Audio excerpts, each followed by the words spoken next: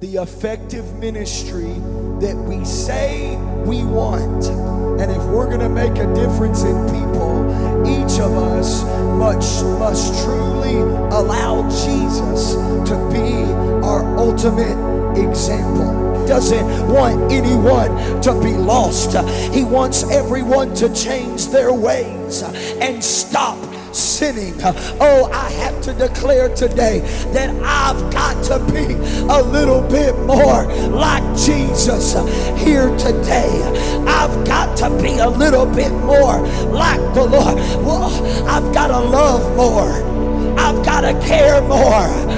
I've got to do more. I've got to be bothered. I've got to be bothered more than I'm bothered about the people around me who are lost. I've got to weep more. I've got to step into the role of an intercessor.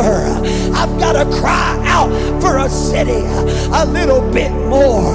I've got to bear a burden.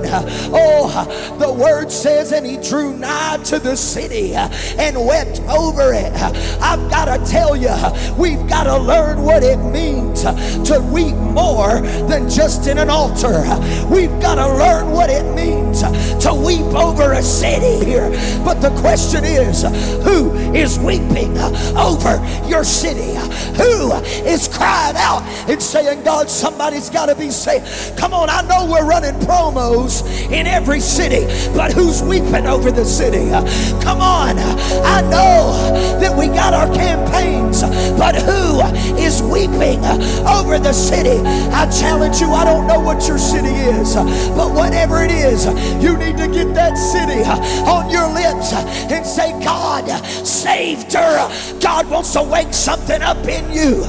Come on, we can pray and we can fast and we can do a lot of things. We can worship and we can shout and we can rent a building and we can preach. But the question is, who's crying over the city?